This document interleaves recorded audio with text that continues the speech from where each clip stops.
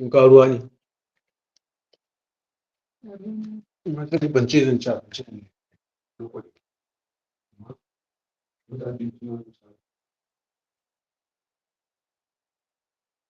Ka zo fara lecture din ne.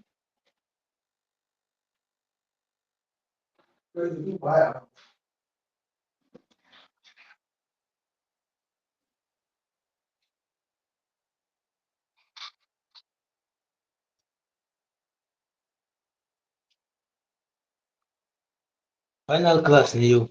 Cin tuwo da hannun nan gida. We are taking almost 3 hours for these lectures. Kun yi lecture yau ba lecture kuma. Wannan lectures question da za mu answering.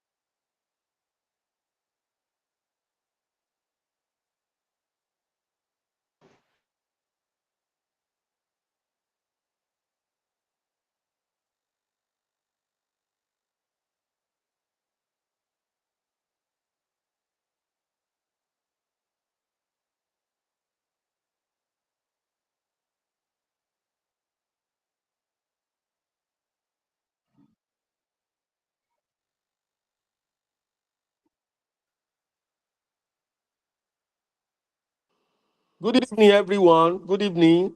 So I'll just give like 5 to 7 minutes.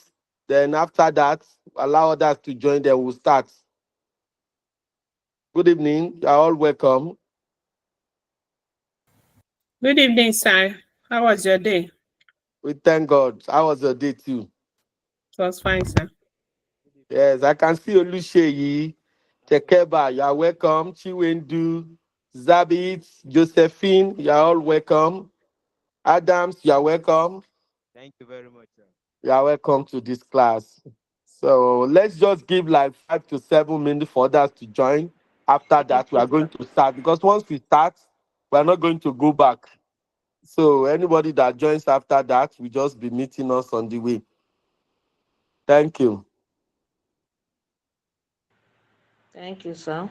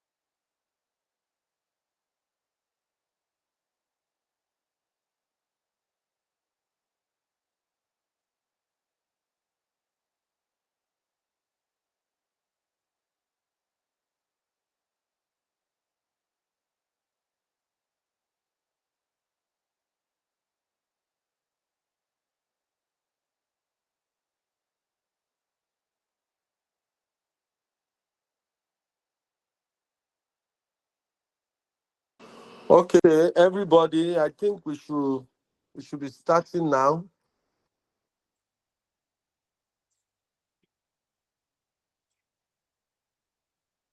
So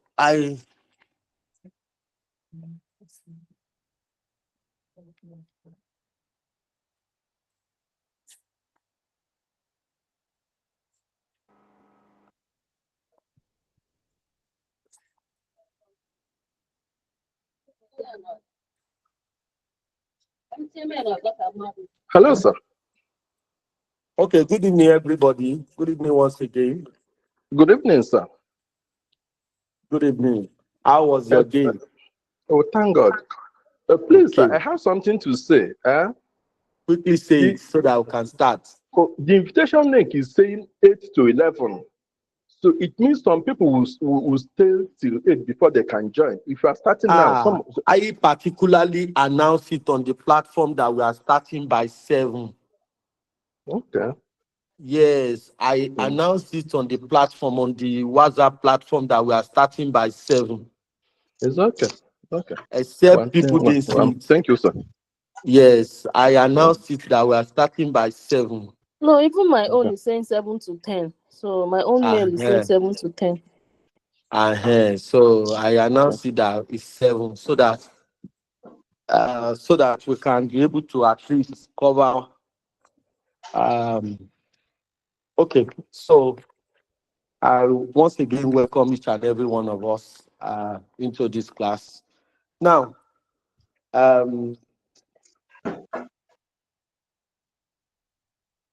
I want to believe that we have all taken time to go through the precinct case study. So, where we start is to first of all identify. Let me start from the industry. We all know that the client company is hospitality industry is what we are talking about. And the client we are talking about in this question is Travis Hotel Limited. Travis Hotels Limited. That's the name of the client. Meanwhile, the firm that is consulting for the client is Techno Consulting Services. Techno Consulting Services, which, according to the question, what we are reading in the question, says one of the highly reputable consulting firm.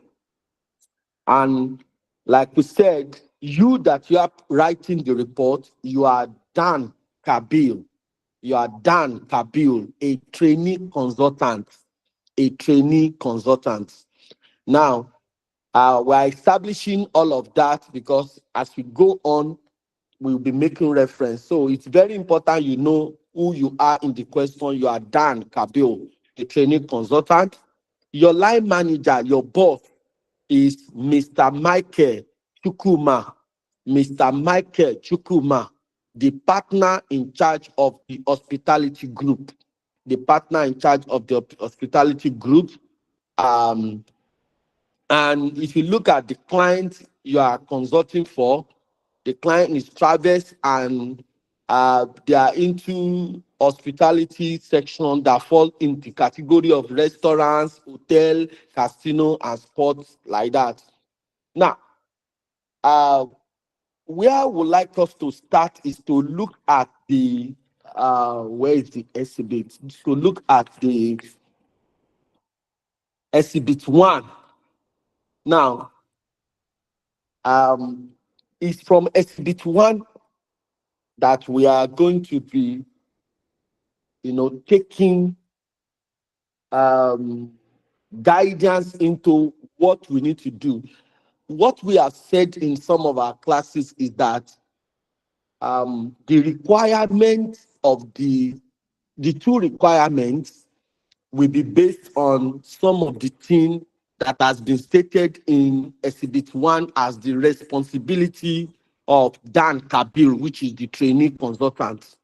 Now, and some of the things we have also discussed in the past, that writing of executive summary will be compulsory, will be important. And the two requirements, requirement one will always be based on financial statement analysis, or basically they want you to tell them about the financial performance of the client, which is Travis Hotel in this case. And the requirement two will be on evaluation of a business proposal. Now, so if you go back to the responsibility, number one, say prepare detailed financial analysis on the performance of the firm hospitality client, which we are going to do that. We'll go to that. Number two, say to analyze the client financial statements and identify area of weakness. So we're going to take this one after the other and go into it. So I will be drawing you back to this thing we are reading now. So when we get to when we go to the calculation aspect, basically we first of all say, okay, because according to this responsibility, they say you have responsibility to analyze the client's financial statements to identify area of weakness and provide solution. So in the suggested solution that we have provided, we have identified. I did not just limit it to identifying weakness, because I know that after you identify weakness, how would you be able to overcome the weakness? Is identifying the strength. You need your strength to overcome the weakness. So in this suggested solution, we have identified the strength of the company, of the client's business. We've identified the opportunities in the business environment. What is the business environment? Hospitality business, hospitality industry.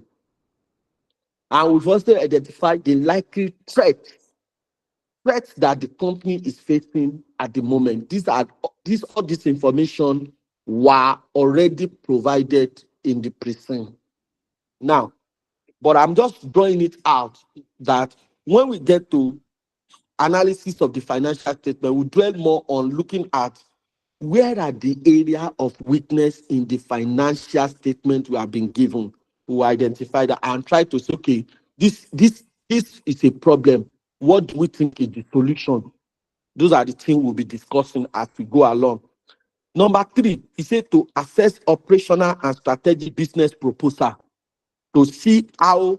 Now let's I believe we are all following me. Can you hear me? Can you all hear me? Yes, we can. Yes, sir. Okay, thank you Yes, very sir. much. I just want to know that we're together. So if you look at number three, I'm in exhibit 1, page 4. So number three say to assess operational and strategic business proposal.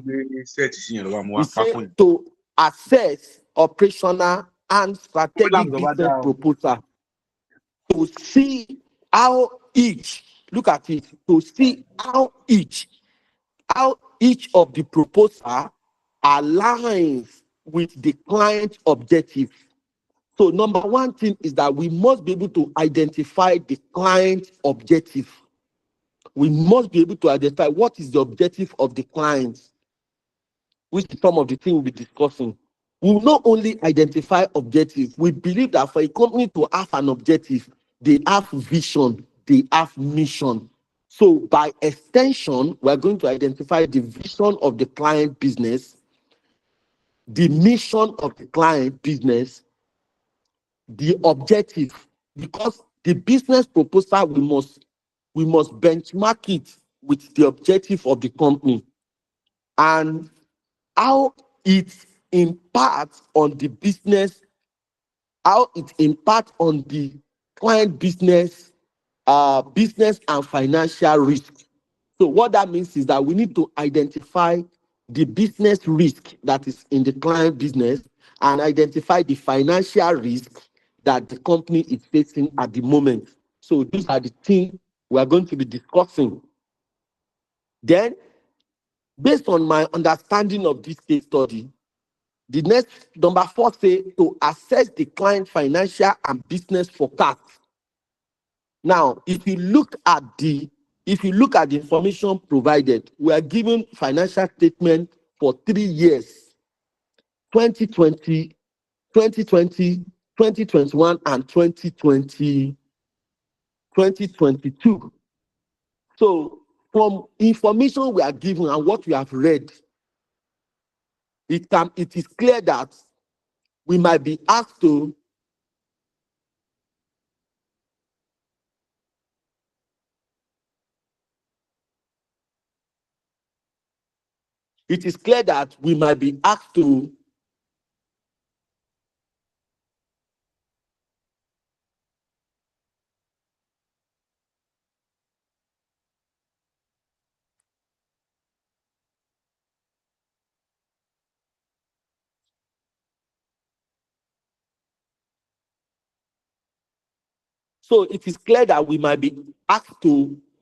we might be given information on 2023 and 2024 in the exam to make it up to 5-year financial summary.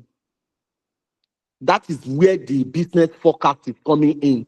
That, okay, with what the company has done, can we use it to forecast? You know, what we are doing now, we're just projecting, okay, what are the likely? So we are suspecting that they might extend it. Even from previous ICAN past question, you will see that they will now provide more information on the financials. So they might still now give you information for 2023 and 2024 to make it 5 years financial summary. But the one we are given now is 3 years. Okay. Then I want us to pay attention to this place. They say to draft a report for the partner. To draft a report for the partner. So any report you are drafting for the partner, it is internal. And before, the way they normally frame the question before is normally different. If you look at previous question, previous diets.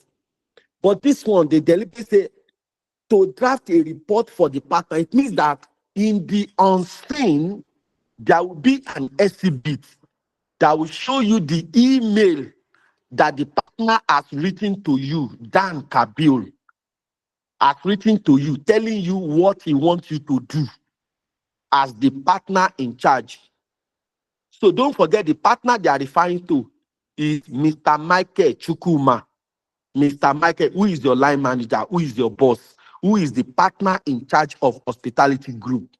So there will be an exhibit that will tell you that Mr. Michael will now tell you what he's expecting of you, what he wants you to do.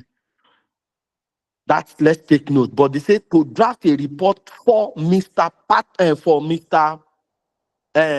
the partner. So the report you are drafting for the partner, it will come a form of internal memo.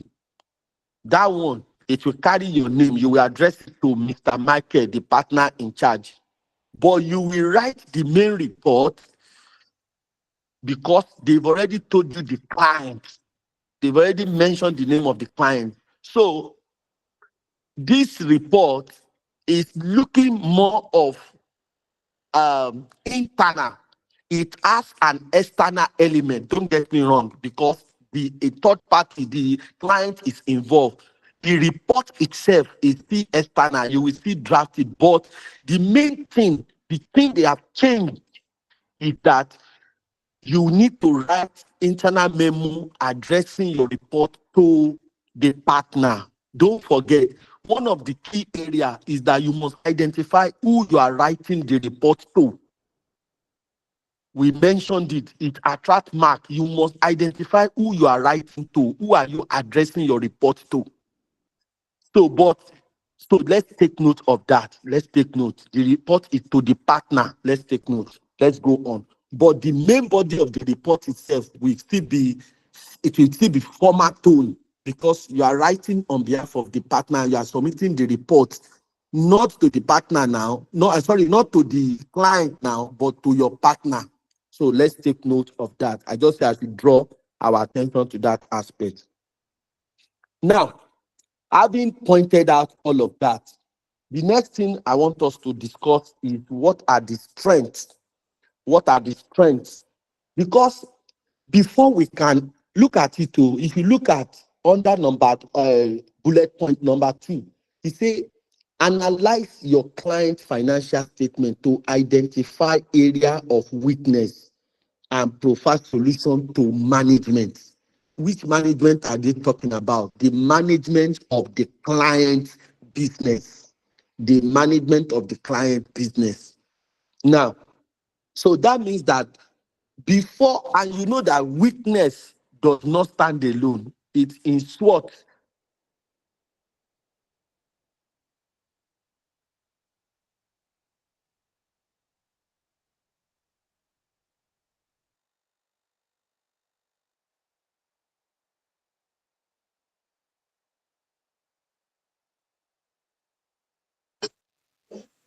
We cannot hear you again, sir.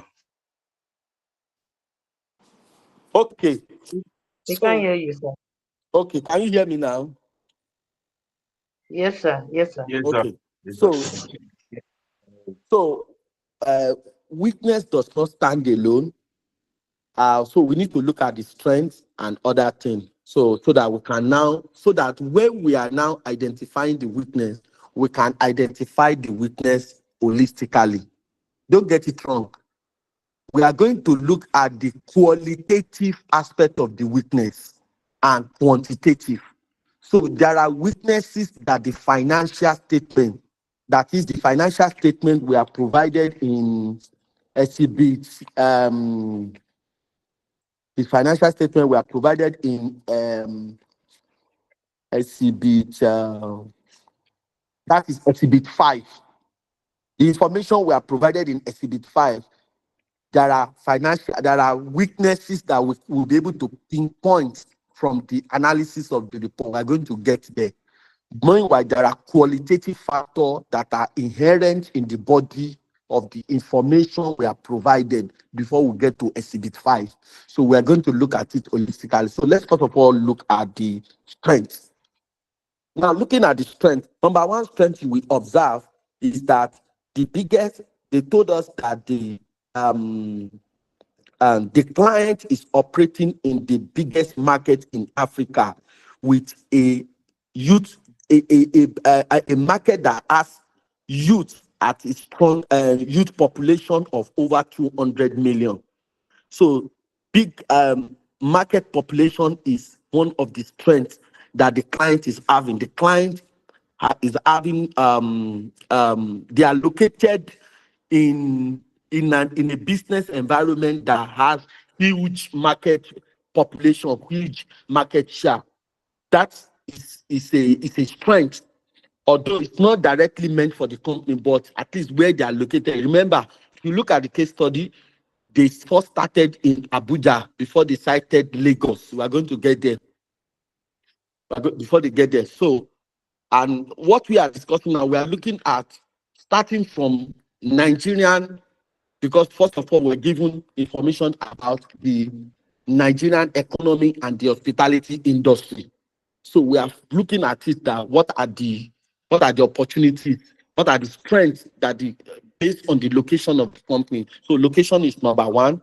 They are located in a business environment that has biggest market in Africa with youth population of over 200 million.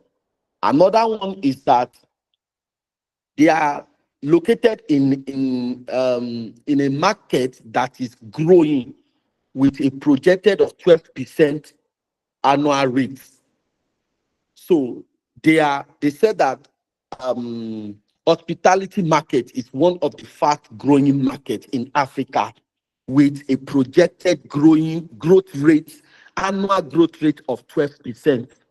So that is also a strength that they can take advantage. We're going to come to the opportunity. That's a strength, but that strength is by the economy where the business is, not. I don't know whether you just follow me. You're going to get my point. Now, another thing is the weather condition. The weather condition, they happen to be in Abuja, Lagos, of course. Sorry, sir. The weather. Sorry, sir. Hello, sir. Hello? Yes, sir. You said that the business is in a market whereby it has 12% what? 12%, I didn't get that place. Sorry. Can you recap? 12% projected annual growth rate. 12% projected annual growth rate. That is, they are in a market that is growing with a projected rate of 12% annually every year. That's what I said. Hello? Can you hear me? Yes, I've gotten it, sir. Thank you, sir. Okay. So next one is they have good weather condition, excellent weather condition, and a major hub in West African, attracting business traveler and corporate events. So what that point is saying is that they are also in an environment that have good weather condition with good economic hub. Of course, you know that if you are in Lagos, like they say that Lagos is commercial center of Nigeria as a country. So they have they are strategically located. So that's another point. And this location we are still talking about, it attracts business travelers and corporate events. To attract business travelers and corporate events. Now, another one is tourist attraction. They are located in an environment that has a tourist attraction and cultural heritage and historical sites. Lagos and Abuja. Lagos has good example of that.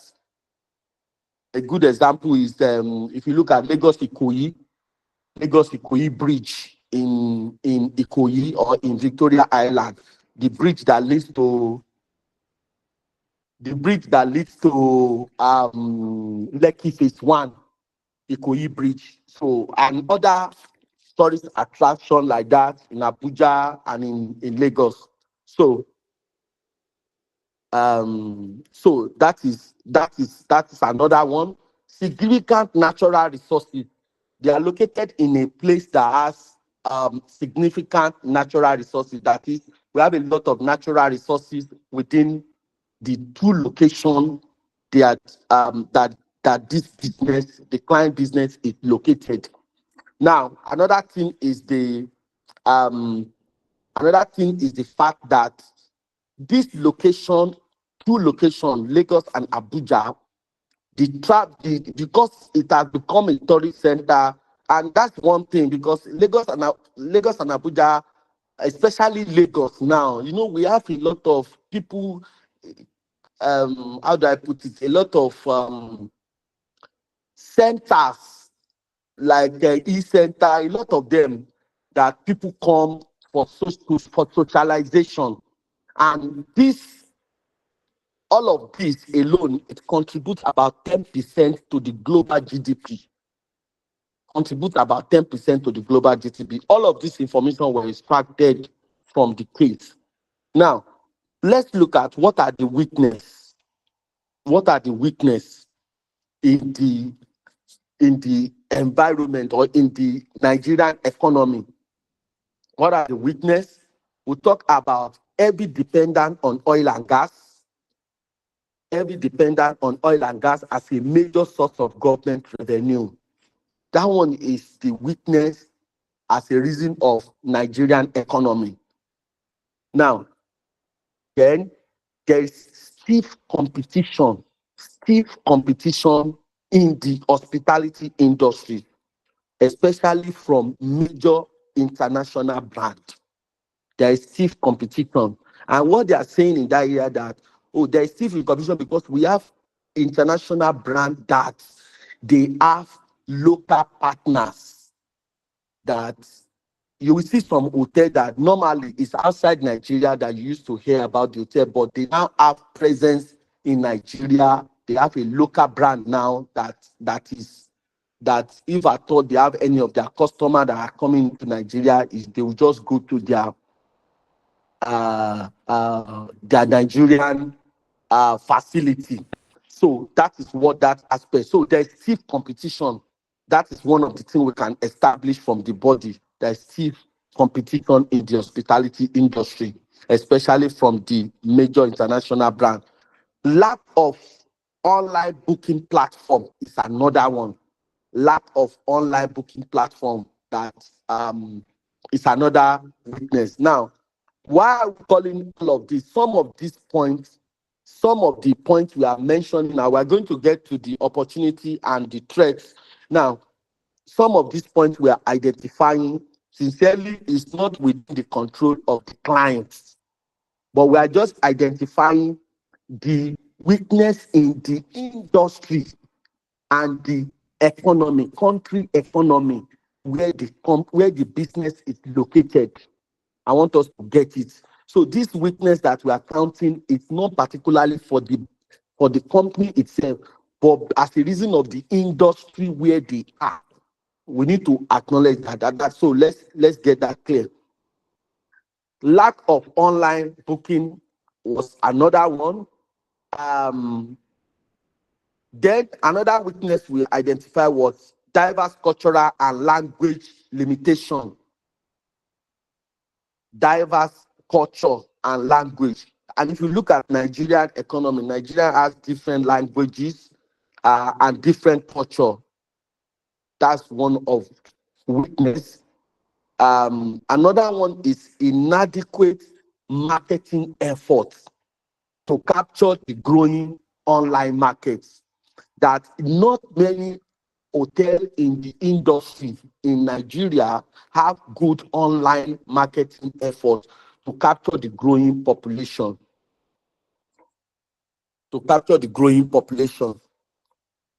Please just give me like 2 minutes. I just need to quickly say something to somebody. Just 60 seconds.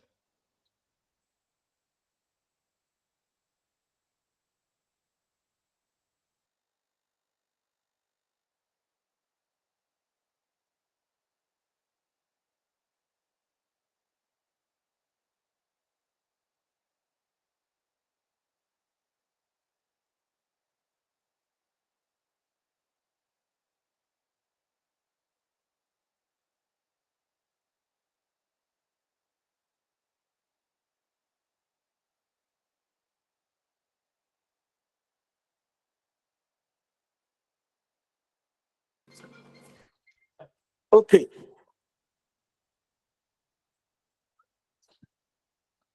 Okay. Sorry. So where do I stop? I've mentioned the inadequate marketing effort. The next one is the poor customer satisfaction. Poor customer satisfaction is another one. Why do we call poor customer satisfaction? Because that one is something that is within the control of the hotel to satisfy customer. So it's within the control of the business in the industry to make sure. But presently, we have some poor customer satisfaction. So that one is not government. It's within the control. That's why it's a weakness. Then, shortage of trained and specialized personnel within the industry. So what that point is saying is that within the industry, there is a shortage of trained and specialized personnel. So that's why when you see new hotel that just open, all they need to do is to poach trained personnel from other hotels where those people are not being paid well or they are not being treated well. But not that they have already market that, if you need, at sometimes you even see some hotels that just come up that they will now have to probably, hire people from outside Nigeria, wives, to come and, start working for them or train the local staff, that's in locally sourced staff. So there is shortage of trained and specialized personnel in the industry. That is that for weakness. Let's look at what are the opportunity in the Nigerian economy and hospitality industry. What are the opportunities? One of the opportunity is that development of digital economy, that is massive use of technology. We have mentioned under witness that there is inadequate marketing efforts about online, capturing the online market. And what that is saying, let me just explain it.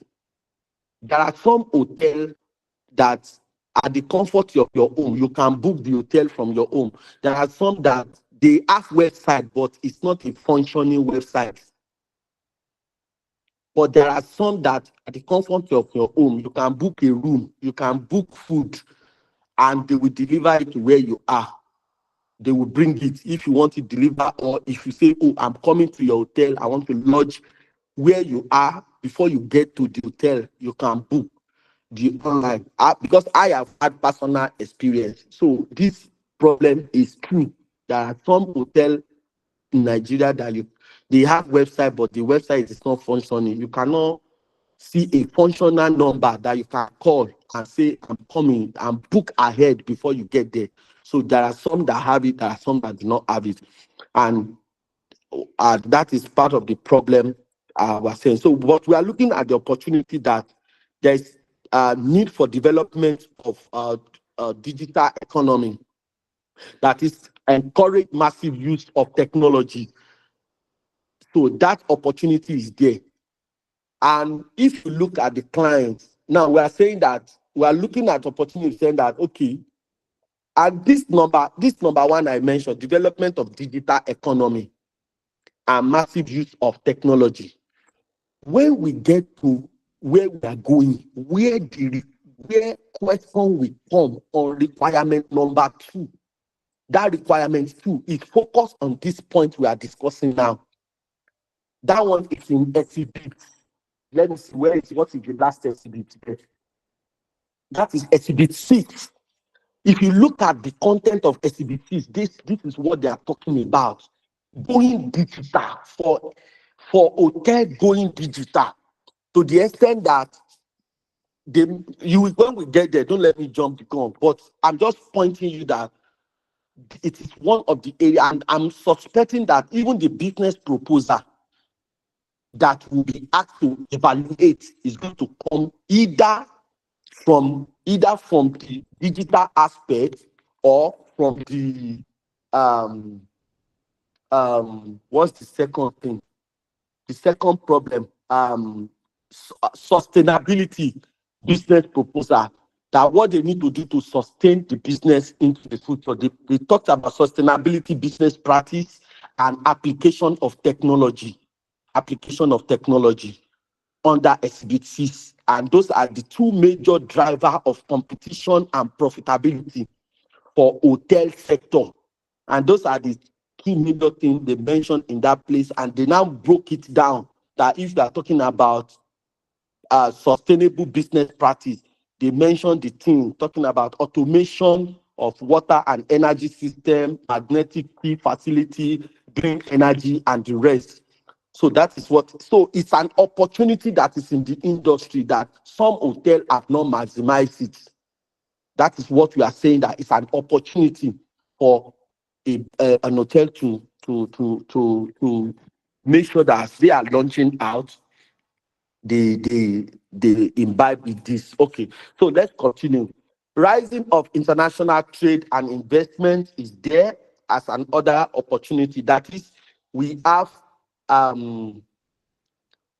it's a market that is attracting international trade and investment. That is, if Harvest Hotel is just located in Lagos, in Abuja, what stops them from having international affiliates? 2, just like if you look at ICAN, for example, the days that we will do ICAN does not have any, to say, so to say, any international affiliate that can say, but now, so ICAN has a lot of international affiliates. You understand? So because we have the like of ECCA coming up, and we see what ECCA is doing and all of that. So the same ICAN, you go outside, you see that, oh, okay, they now have IFAC, with a lot of them. I can't recall them now, but they now have a lot of international affiliates, recognition. So that is the same thing we're saying, that opportunity is there, that travelers can have international affiliate, they can have international partnership with other hotel outside Nigeria. That's what that is saying. But the opportunities are there. Rising international trade and investment. Another one is the green revolution for environmental sustainability that is going into we're going to get to that place, green revolution for environmental sustainability. We'll get to that, but that is another opportunity. That is energy conservation. Energy conservation. Then another thing we put under the opportunity, consistent increase in business travel and tourism. The opportunity is there because there is consistent increase in the business, in as in the way people travel and tourists. And if you look at Nigeria, even now, people travel more now. A lot of people japa. And when they japa, some people know that everybody has people there, but they japa, the first lodge in hotel. We still have people that travel for vacation, especially in August, year end, December is coming. People travel. There are more traveling and people travel to tourist center and all of that. So that opportunity is there. Wellness tourism is also an opportunity. We'll get into wellness tourism is an opportunity, is an increasing opportunity that is available in that industry. And lastly is accreditation from legitimate ecotourist certification.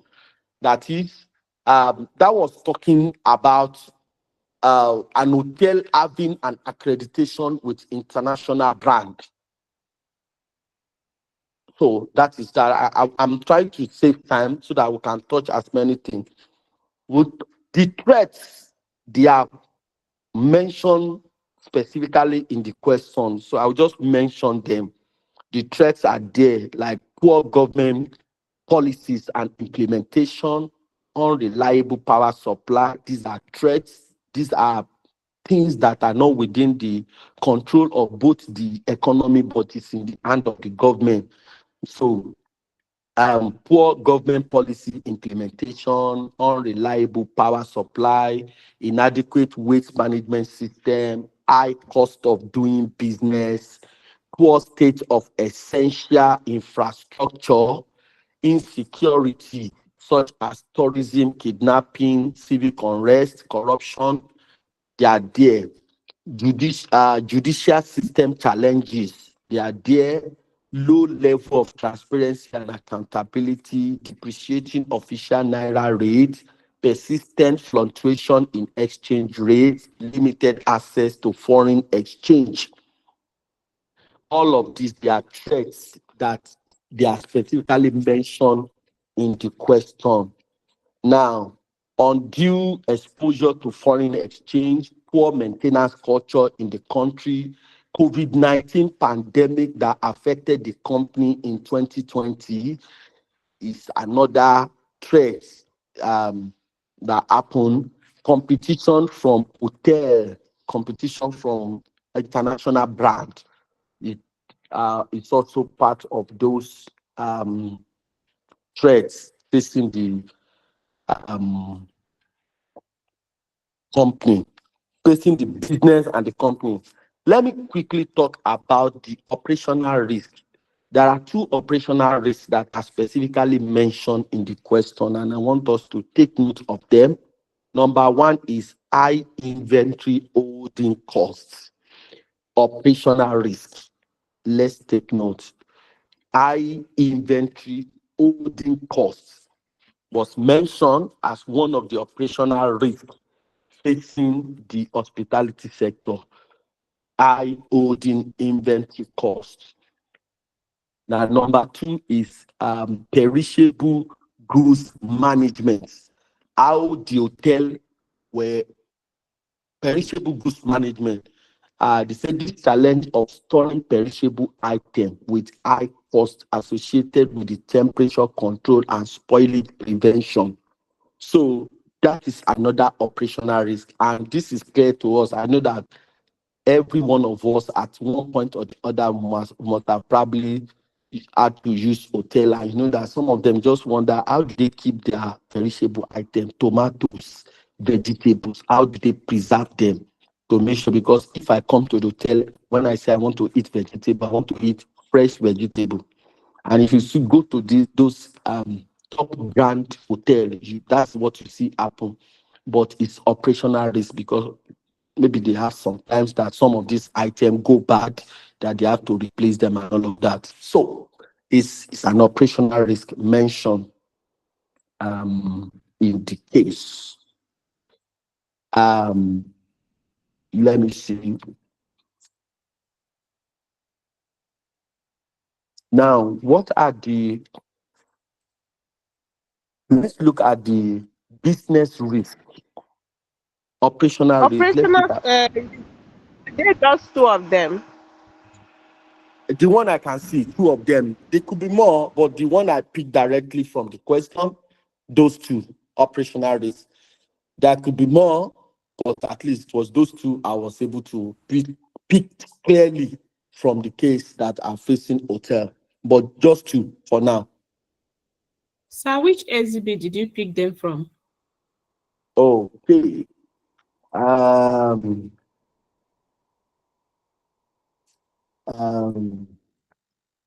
did I see it? I know I shall read it.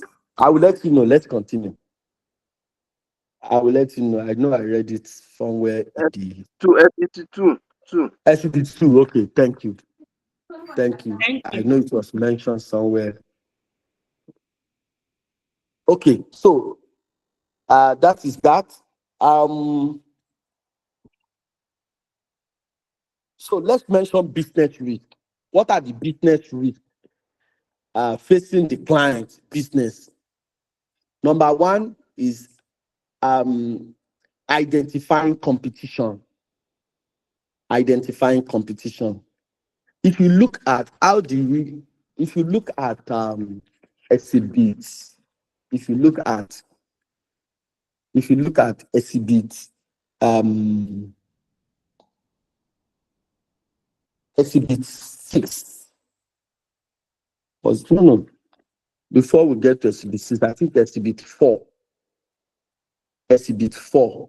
Okay. If you look at page, what page? Page 11 under competition. Page 11, exhibit 4.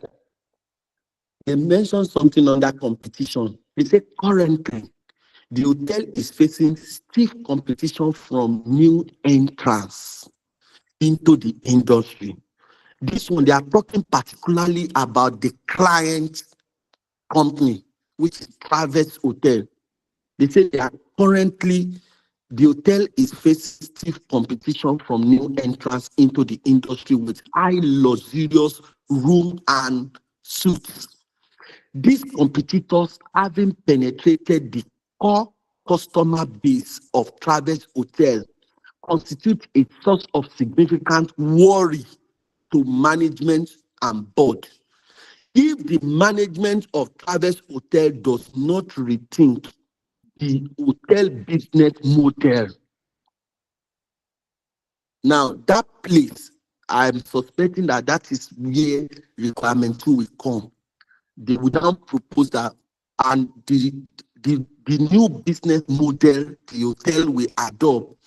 If further information was given in exhibit 6 of things that is invoked, but the hotel is not doing now. So I'm suspecting that is where requirement 2 will come. Requirement 1 will be analyze the information we have given you. Let's know what are the weaknesses that you have seen in the financials. But requirement 2, we're going to get there. Some of the things area where I think question can come, or the way question can be asked in under requirement 2. But let's just finish this. He said if the management of the Travis Hotel does not rethink the hotel business model, the hotel may soon start to experience declining patronage, which will result in poor financial performance. So having understood that, if you now look at what are the business risks, you know that what is business risk? These are risks that you are facing that could deplete your revenue, that could deplete the revenue you are getting, that could deplete your operational, that could deplete the activities, the major activity of the business. Those are business risks. Now, that's why we're looking at, okay, what are the business risks? So one of it is what? Identifying competition. Identifying competition. They must be able to identify. And if you look at this hotel, because at the beginning of the case, they told us that this hotel is one of the top 5-star, one of the top ranking hotel, 5-star hotel. And when you talk about 5-star hotel, in fact, I've tried to kind of check the hotels that fall into that category. That is, if you are talking about the like of Federal Palace Hotel, if you are talking about Lagos and Abuja now, even in Lagos, you are talking hotel in the category of Federal Palace Hotel, Eco Hotel, Lagos Continental Hotel, Radisson Blue Anchorage Hotel with Baker. Those are the category of hotel, because first of all, we need to get a picture of the type of business, type of hotel we are talking about, so that will guide our thinking and what they should be doing. And if Travis Hotel is not in the category of what Radisson Blue Eco Hotel is doing, then they need to do more, so that we can. Then in terms of Abuja, top 5-star hostel in Abuja, we are talking about Transcorp Hilton Hotel in Abuja. We are talking about Abuja Continental Hotel. We are talking about Somerset Continental in Abuja. We are talking about Fraser Suite Hotel in Abuja. We are talking about the M4 Hotel in Abuja, like that. But, two important ones that you can quickly think of: Transcorp Hilton Hotel, Abuja Continental, which was formerly Abuja Sheraton Hotel. So if we are talking, that is the category of hotel, what they are doing now. If you have ever been to any of these two hotels in Abuja or in Lagos, you have better enter Federal Palace Hotel, Radisson Blue Hotel, see the outage of the hotel and everything. Then Protea Hotel, you will get, even in the Ikeja mainland, Lagos, if you see Protea Hotel, you see Radisson Blue, all of these hotels, then you will have a picture of what we are talking about in this case study. That's why it's just to have an idea. Even if you have not been there, you are here, just Google it. Just Google the hotel and see, so that you can have an idea of the direction of the case study and what are those are the competitors they are talking about. That if care is not taken, they will take them out of business, and that is the truth. So what are we saying? We are looking. Sir, sorry, So what are we please, saying? Golden Tulip fall into this category? What do you say? Does Golden Tulip Hotel fall into this category? Me, I don't know. To be sincere, I don't know if Golden Tulip. I've not been to Golden Tulip before, but you can check online if because what I did was to check for It's 5-star hotel in Lagos and in Abuja. So I got all these results. I just checked. So I got all these results. I've been to Sheraton, both Lagos and Abuja before. I've been to Radisson Blue before. So I know the outage. I drive past through them. So then I also Google to just kind of help my this thing. Do you understand? So I don't know if that one is, but I've been to Whitbaker too. So I just needed to mention all of those competitors so that we know that we can relate to the case study. We can relate to it. That's why I Sorry, sir. mentioned them. Yes. Sorry, sir. Good evening. I joined a little bit late. I just want to confirm, is it Exhibit 3 that we are looking at? Presently now we are discussing the operational risk and the business risk facing the clients Okay. now. Yes, that's what sir. we are discussing. Okay, sir. And your main reference just now was to Exhibit 3, right? Yes, SP3. Yes. Okay. The Thank industries. you. Yes. I Yes. wanted to confirm. Thank you. Yes, where we are talking about the business environment and the challenges. Yes. Okay. So we are looking at what are the business risks facing the client business. So number one, identifying the competition. Number two, customer retention. Customer retention. That was why I read what I read for us. Customer retention was another business risk they are facing. Declining patronage is another risk. Declining patronage is another risk they are facing. Financial underperformance. You will see that when we are analyzing the financial, they are presently facing financial underperformance. They are facing it. And if you look at their financial, know that they did, at least they have profit in. Hello? Hello? Can you hear me? Hello, Mr. Yes. Nayo. Charity. I can hear you. Please, when did this class started? Because I was told it's 8 p.m. But it looks like this class has started for a No, long it's time not a now. long time. Oh, it's not long that we started. I put it on the platform now that we are starting by 7. No, what the notification we got is for 8 p.m. It's for 8 p.m. Oh, This is not That's right. very wrong. That's very bad. 8 a.m. I got 8 p.m. to somebody was 11 saying it p.m. too, that somebody said 8 p.m. It was 7 Okay. on the platform, 7 p.m. No, Yes, it's the 8 p.m. notification They were I telling got the on my first one mail was is from 7, 8 and it was p.m. later to updated 11 to p.m. 8 p.m. Ah, The admin corrected it too. The admin corrected it. Okay. Okay. So I apologize. Let's continue. Don't worry. It's not everybody that is online. Okay. And don't worry. Don't worry. Don't worry. I will create time This to one that we cover are that doing. for us. Please, let's continue. Please, let's continue. Please, don't worry.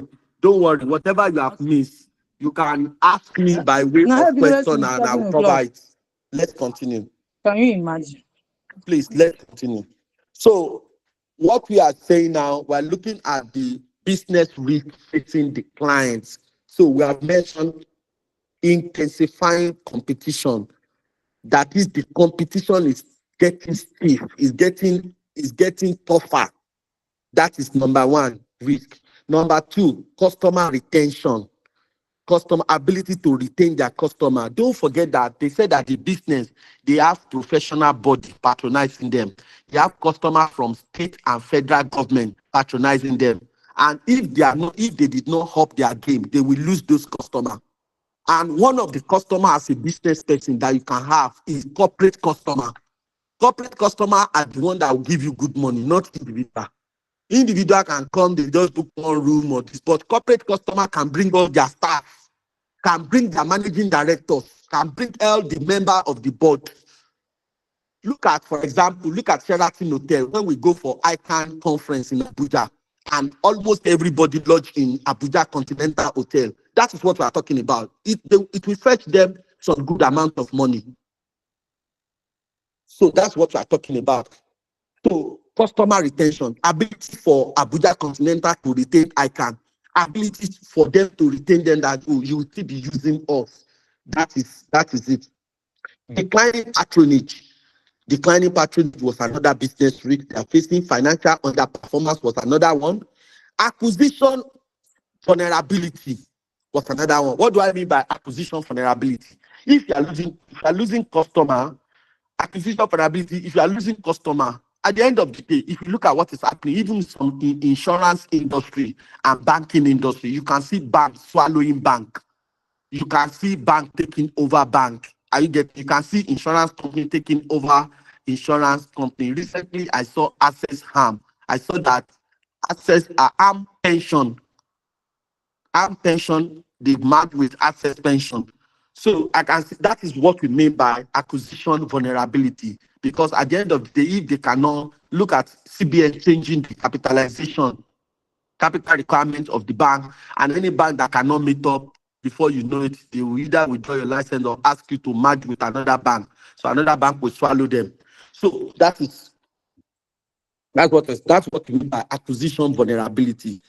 Another bigger hotel might just acquire them.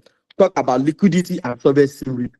If you look at their financial presently, they are having liquidity and solvency risk if care is not taken, but we'll get to all of that. So liquidity and solvency, because if they lose patronage, of course, they will run into liquidity problem.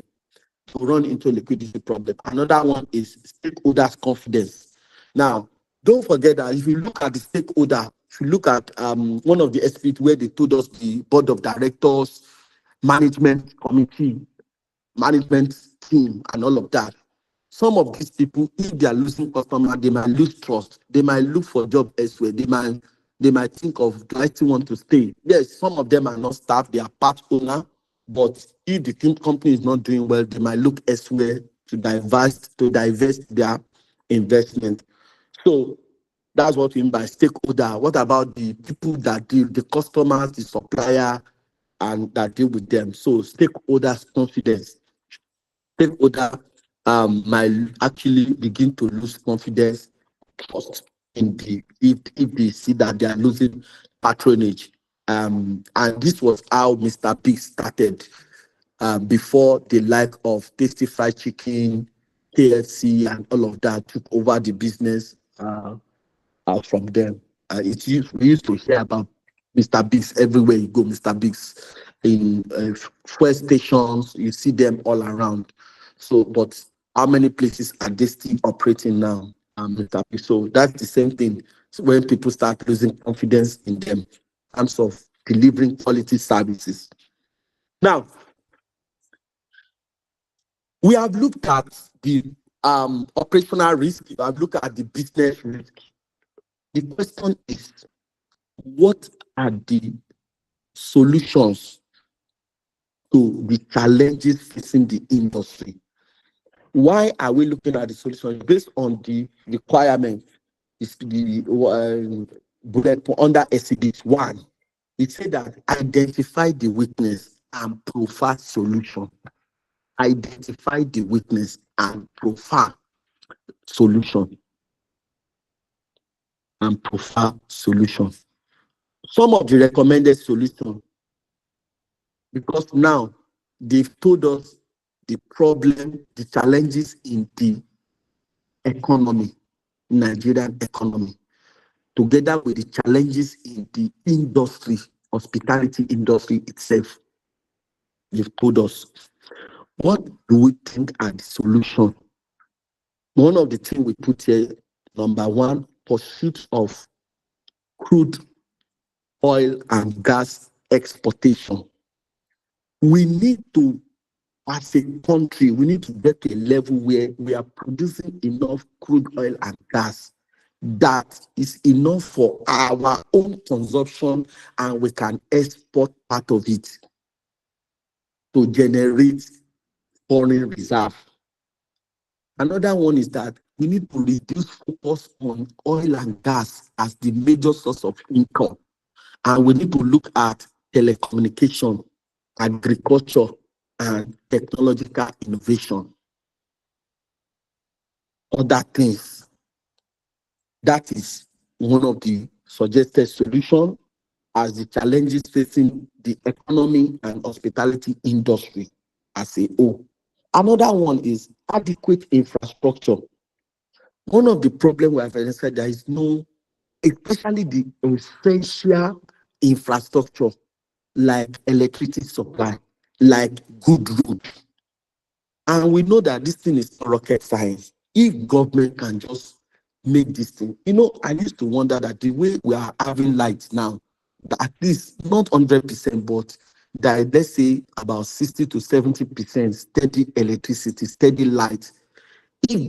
So it means that this thing could be possible. Before it was epileptic, but now there is more light now. Do you understand? And because of course the electricity supply is not free.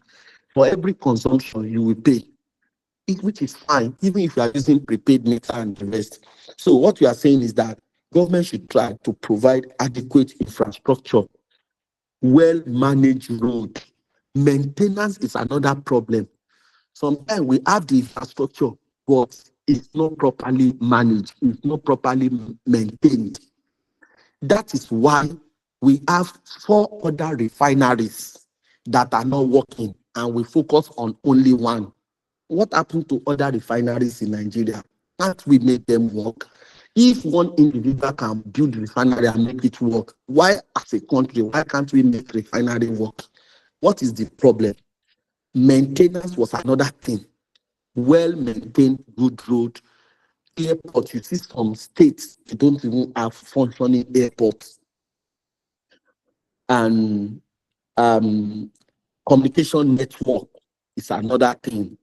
So another thing is provision of reliable power supply. I think we've mentioned that is one of the problems. So if government and provision of provision of reliable power supply, it will help business, it will help the hospitality industry. Why some of the hotel charges are high? Because they burn diesel. And that is why they are recommending alternative energy supply. We are still going to get there. So I've just mentioned some of the solutions. Provision of efficient waste management system is one of the recommended solutions. Enactment of supportive policy. They mentioned that there is no government policy is not supporting them. So enactment of supportive government policy that will promote tourist investment and ease of doing business. You know, like they mentioned in the case study that tax incentive, government giving tax incentives. Like I like what government is doing recently. Some of the withholding tax rates have been reduced. The one that were 10% before, they reduced some of them to 5%. You understand? Some they reduce it to 2.5% of the withholding tax. You understand? Those tax reliefs, tax incentives in this action. Those are the things that government should look into to help business to strive, to help business to strive, to do well. Now, address issue of insecurity, which is true. We all know that the issue of insecurity needs to be addressed, and safety it has to be addressed. Strong online presence and seamless booking experience. That is technology now. A lot of this company must embrace, technology. Now, accommodation of wide range of cultural preference and dietary requirements was another one. Constantly improving on customer experience and changing demand is another one. Adoption of digital marketing via internet and social media, adoption of green and smoke-free energy consumption is another one. That is renewable energy source. Adoption of better customer service and management tools, another one. Prioritizing employment of trained and specialized personnel. Is that not what is happening? I've had to be in UCH in Ibadan. One of the persons who took there eventually died. Because sometimes you stay 2 hours outside going to pay 1,002 to 30 cashier, where you have over 200 people lining up to pay money there. If all of this thing is digitalized, why do people need to queue until somebody die? You bring somebody before they admit the person, they say you go and pay 1,002, and the queue that is there is endless. Before you finish paying the money, the person is already died. The person has died. If all of this issue can be addressed, embrace technology. Why is everybody doing something that they can do transfer on their phone, and you see it and everything sharp, you attend to the person. Not that when it's too late. So these are some of the things. These are some of the things we are talking about. Prioritizing, okay, the point I said, why I mentioned that was that you notice that there are few hands working in the hospital. There are few hands working there. Why? A lot of competent and trained, they have jackpot. Because how much they are paying them, no good working conditions, and a lot. We all know some of these things I'm saying. We all know it. Prioritizing employment of trained and specialized personnel. Efficient deployment of IT in supply chain management. Efficient deployment of IT, information technology in the supply chain management, These are some, I just mentioned them. They are points that brought up because that's the thing we are asked to, what are the recommendations? Because I want us to note that all those problems they painted, they are not just telling story. You will definitely be required to provide solution in one way or the other. That's why they painted all those problems. So, but the way the question will come, we don't know now. So, but just in case, it's just to prepare your mind that, okay, supposing the question come and you have to provide solution to this problem stated in the case study, just have your solution, just what you need to write, just have it ready with you. Okay. Let's look at the, okay, somebody asked a question. Let me quickly address the question. Somebody asked that, what are the model? What model would I recommend for this case study? What model? The first thing is to look at what is the problem they are having. So the problem they are having, as we have read it where did I read it again? I think exhibit 4, page 11. Exhibit 4, page 11. The model that is close to this thing is number 1, Porter's 5 forces model. And that's what I recommended in the solution we provided. Porter 5 forces model is a model that analyzes the competitiveness in a business environment and how to identify appropriate strategy to maximize the potential profitability. This model captures the problem the company is having. Number 1, they are facing stiff competition. Number 2, they are having problem with profitability, how to maximize. And that is what Porter's 5 forces model, that is what it's about. That is what the model is out to address. That is what the model is out to address. The model is used to analyze the competitiveness in a business environment or industry, and also help to identify strategies to maximize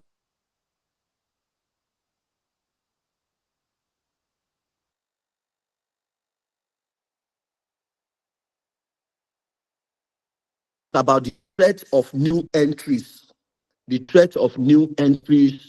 competitive rivalry, buyers' power, suppliers' power. I've already detailed that in the solution, in the not solution, I won't call it solution, just things that can guide things I think that, okay, this is the model that can address based on what they have told us, the problem they are having, that if the hotel is not careful, they might go out of business. If they, so stiff competitiveness and profitability, declining profitability, they call it bottom line, that the bottom line is going down. Okay. Now, what is the second model? Second model I recommended was hands-off matrix model. Hands-off matrix model. Why did I recommend this model? It's a model that talks about marketing planning. That is a model that helps a business to determine unique products and market growth strategy. Unique product, market growth strategy. Now, you will see the detail in the recommended solution that we gave. It talks about market penetration. You see, let me clear this aspect. One of the things I'm thinking that this model is relevant, it talks about market penetration. Now, if you look at this hotel, I don't know, they have not told us, but one of the fears is losing their customer. So this model is talking about the things that you can do to, first of all, retain the customer you have. Then you need to get more customer. You need to increase your customer base. Because the way business, you cannot just focus on, I'm focusing on 3 customers that they are focused on: state government, federal government, and professional bodies. No, you can't stick to that. You should focus on other corporate organizations, oil and gas company. You should focus on the telecommunication, Airtel, MTN, patronizing you. apart from federal government and state government. You should be talking about big clients patronizing your hotel. That if they should have any conference or anything, you should be know that all these big musicians and artists, Davido, Burna Boy, if they want to have concerts, they should be thinking about your hotel. That, oh, let's go to a hotel in VR. Let's go to Whitbaker Hotel. Let's go to Radisson Blue in Ozumba and Badue. Oh, let's close down Hilton, Transcorp Hilton Hotel in Abuja. Those are the customers. You should be focusing on. Don't just limit your brand, your customer base to 3 people. Those are the ones they mentioned in the questions, and those are the solutions that they should think beyond those 3 customers. Yes, you can look for institutional customer, corporate customer, but think beyond. Think people like, think corporate organizations like MTN patronizing you, Airtel patronizing you. That is what we are saying. Those are the solutions. So that is what model is talking about. How do they penetrate? Talks about that product development, because sometimes you just need to change your product small. You just need to change your service. And don't forget, it's either you are selling product or you are doing service. Even if it's a service, you package it as a product. That's it. So, and don't forget that they talk about customer taste. That is why we must embrace technology. Because customers want that, they want variety. So that's why we're recommending this ASOP matrix model. It's talking about market penetration, market development, product development, and diversification. The Travis Hotel, the client may have to start thinking, how do we diversify? Are we just going to stay in hotel business? What if hotel is not working tomorrow? What else? So, and that is what you see in many of these hotels. Some hotels, you see that they are doing well. You will think you will not know that their major money is not even coming from hotel. It's coming from another source of business they have. That is, but you will see that some hotels they have farm, like plantation farm. That is also that they are selling the produce of the farm produce and it's bringing money to them. You think the money is just coming from then they are getting international clients. They have enough of foreign exchange. Look at the hotel, look at the lot of foreigners that patronize hotel, Transcorp Hilton Hotel, Abuja Continental, all of these hotels we have mentioned. Look at the lot of foreigners that come there. They lodge 1 year, 6 months, paying in dollar. Look at Intercontinental Hotel in Lagos, VI. Kofa Bayomi. Look at wives and patriots that stay there. They generate good money. This is what Travis Hotel should be thinking about. This is how to beat competition. If they don't want to go out of business, these are the things they should be focusing on. They should increase their customers. They should think other corporate customers. So that's why we are recommending ASOP matrix model as one. But the one that is very close to the problem they are having is that Michael Porter's 5 forces model. They may ask us to do model, they may not ask us, but that model is a perfect suit for the problem they are having. That is it. Okay. And what you need to know is just to know it's talk about threats of entry, which is one of the problems they mentioned, competitive rivalry, one of the problems, buyer's power, supplier's power, and threat of substitution. Perfect. Because customers know that, oh, if I'm in Lagos and I'm in VI, Ozumba Mbadiwe, now there is in that lane, if Radisson Blue is not treating me, I can drive straight and go to what is this hotel? Oriental Hotel. There is Oriental Hotel on that lane. There are different hotels. So if Radisson Blue is not, there are different hotels. There are different hotels on that. So that is what I say. So you customers have options. And that is what the model is trying to address. Now we look at what are the strategies, turnaround strategy that the business can adopt, Travis Hotel Limited can adopt in order to come out of the problem they are facing. Number one, market intelligence. That's one of the recommendations we put in the solution. They need to carry out market intelligence. They need to have daily update of what competitors are doing. If you don't know what your competitors are doing, there's no way you can beat them. You must clearly understand what they are doing. You must study even competitors abroad, outside Nigeria. Those international brands, they say that they are stealing your market in Nigeria. You must know what are they doing that you are not doing. Because until when you are doing what they are not doing, that is when you can gain market advantage over them. Not that you are competing with them. For you to remain in business, you must be doing something differently. You must have a unique touch, a unique service that will draw customer to your business, because you are not the only option they have.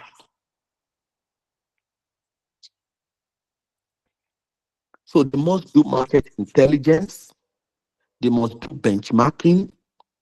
We talk about cost leadership. Talk about they must have succession planning. You know, we have mentioned, the reason why we mentioned succession planning, that we have mentioned that inability to retain trained and expert personnel. Do they, for every role they have in the hotel, do they have competent hands that if one person resigns, there's another competent hand that can take over the position? Succession plan. If the managing director resigns, or for God forbid he dies, who take over? Look at when in Access Bank, when Abat Ugwe suddenly died in plane crash, unfortunately, the bank did not stop. Maybe one day, just to give him respect. Second day, the bank is operating. Why? There's a succession plan. Beside, it's a corporate interest. So the business cannot shut down because of the death of one person. Does the hotel have succession plan?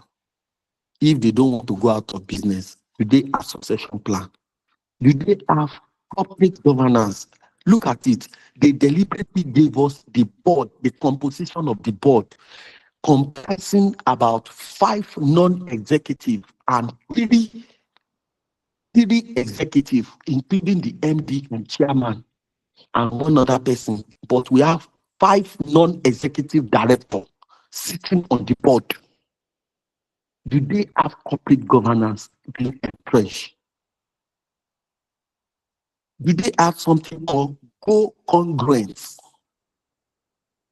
Co-congruent is that you are having a vision. You are going to see the solution where the solution, the vision. Okay. The vision is like, let me cite this example, like the company where I work. What we did differently this 2024 was that we printed out our vision. The vision for the year now, not the vision of the vision. We pasted it everywhere that anybody that enter, including anybody, you must see the vision. When you see it every day, it gets into your spirit. You know that the vision is to do the best, give the best, deliver the best. That is what we are saying. So how are they selling the vision to the trainer? What are they doing to retain the goose hand? So these are some of the things that the Travels Hotel should be doing. Succession plan, corporate governance, co-congruence. Co-congruence is ensuring that everybody is running with the same objective, the same goal in mind. Everything, every department, every unit is doing is channeled towards achieving that corporate objective. Go congruent, no diversity. That is what good congruence is talking about. Deployment of quality personnel, they must see to that. Because those big hotels that are making waves, they have quality personnel. Right from the reception. That is it. Quality control system. There must be a system that is checking the quality of service you are giving to the customer. That's another one. Internal control, there must be good internal control in place. That's another one. Then what else? There must be some service, maybe they want to outsource it.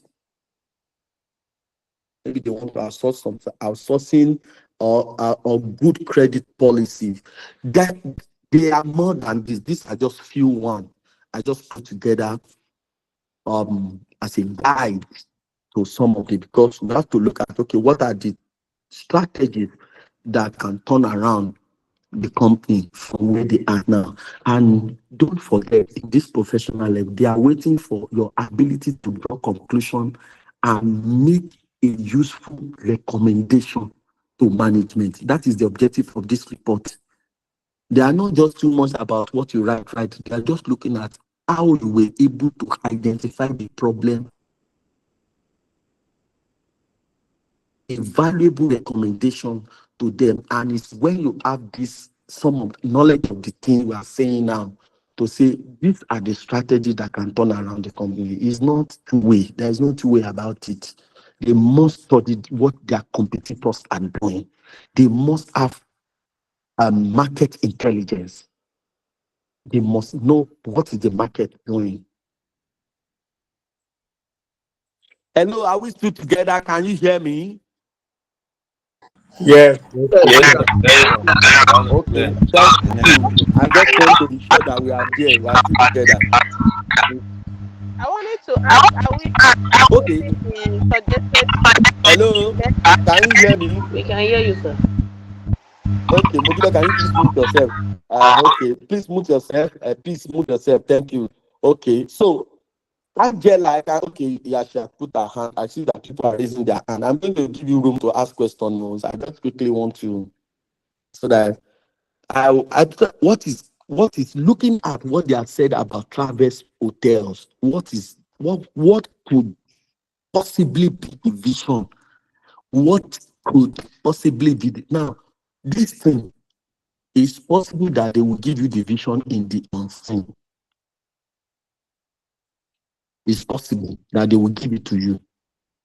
It's possible that they will not give it. So I just came up with something. What could be vision is vision to be the premier hotel of choice for local and international travelers in Nigeria, recognized for luxury, exceptional service, and enduring reputation as a top-rated five-star establishment, particularly in Lagos and in Abuja.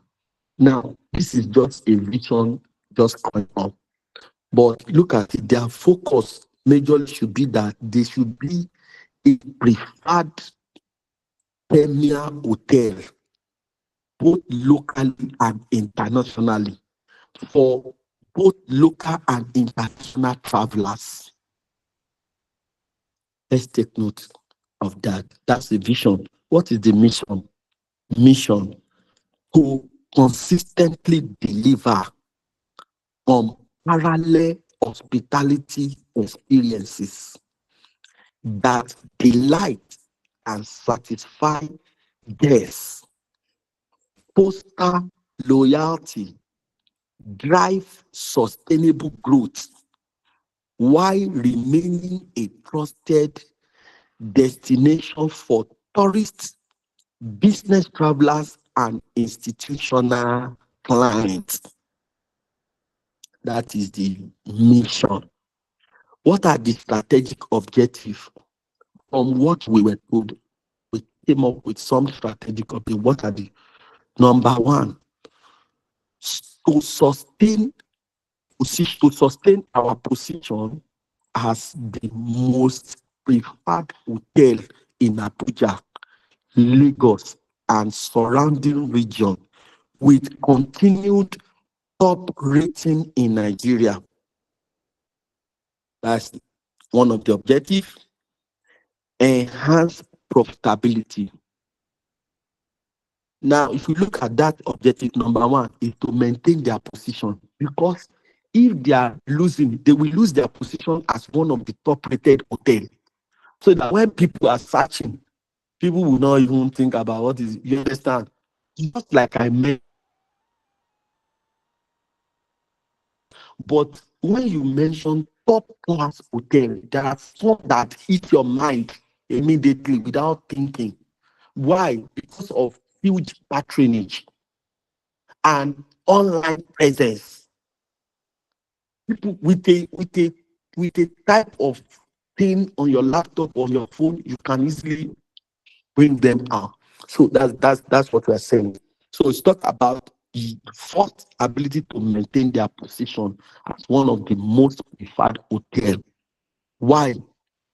Yoruba say Ile Latin Techolode. English says charity begins at home. If you are present in Abuja and in Lagos, they don't know you. You are talking about going international. Are you joking?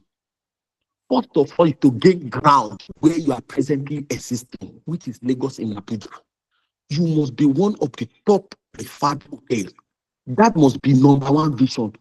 It is when you are gaining ground in what you are doing presently, you can now export it to other regions, to other locations, and to other customers, and reach out to more customers.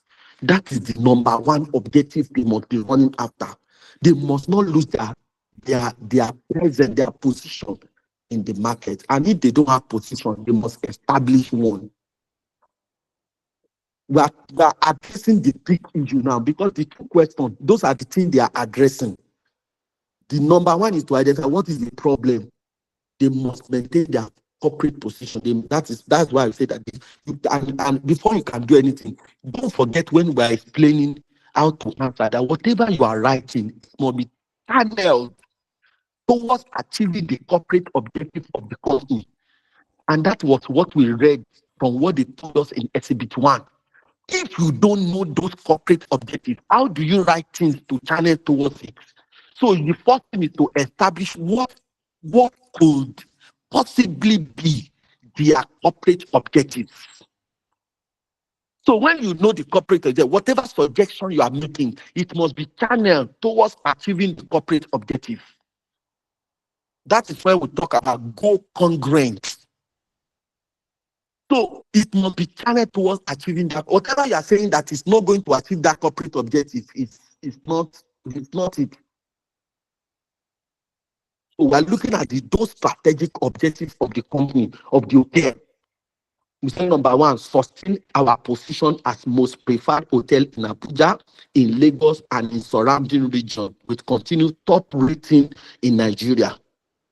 Secondly, enhance profitability year over year through operational excellence and guest satisfaction. Enhance profitability year over year through operational excellence and guest satisfaction. Customer must be satisfied before you can gain their patronage again. Number three, strengthen relationship with key institutional and corporate clients. You know, like I was saying, even if it is the federal government and state government, imagine the number of civil servants that works in Abuja alone. Imagine they have a retreat and they use your hotel. Imagine only Ministry of Finance or Ministry of Transport or one of the ministry alone, they say, oh, let's go and use this hotel. Imagine the number of staff, the number of people and clients. Imagine NMPC. They are having their year-end party in your hotel. Lockdown. That's what we are talking about. If you are present in Abuja, you must command the attention of the corporate institution in Abuja.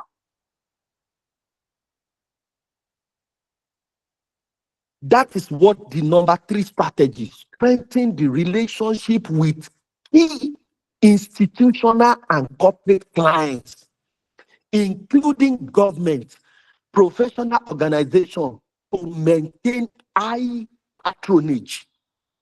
To maintain high patronage. That is one of the strategic objectives of the hotel, or that must be one of the strategic objectives of the hotel. And whatever suggestion you are writing must be channeled towards achieving this. And it is when you recommend those suggestions That is when you are finding solution to the problem that the hotel is currently having. Okay, that is that. Let's take note of that. What else? I hope we have not mixed out anything. Okay, what I have not mentioned. Okay, although this one, talking about Travis Hotel Limited, what are the background of the hotel? I think I omitted this aspect. Background of the hotel. Okay, we're told in the question that the hotel was established in Abuja as a 5-star hotel in 2001, and Lagos was established in 2010 by a specialist investor in hospitality industry. They say, okay, Lagos business started operation in 2012. Okay, that's one of their background. Management of the hotel was outsourced to MTS, one of the incorporated international hotel chain agency. Hotel, that Travis Hotel is managed. That is it. Is another agency that is managing the hotel. The management of the hotel was outsourced. If care is not taken, MTS agency will take over the hotel. MTS is not the owner. They are just a managing agency. But if the hotel is not properly managed, it might be MTS that will take over the hotel. Because it might be MTS that will buy over the hotel. That is it. And then they talked about the hotel enjoy high patronage in Abuja and Lagos due to good location. What else? The hotel spaces are used for conference, international meetings, seminar, enjoy improving profitability on year-to-year basis. Okay, the board of the hotel comprise 3 executives and 5 non-executives, including the chairman. Okay.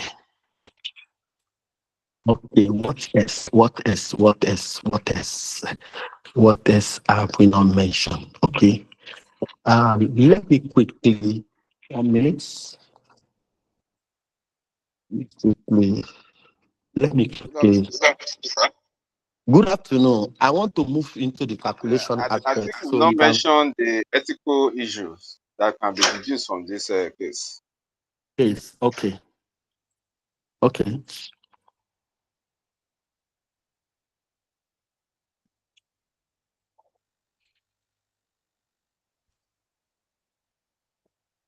Okay.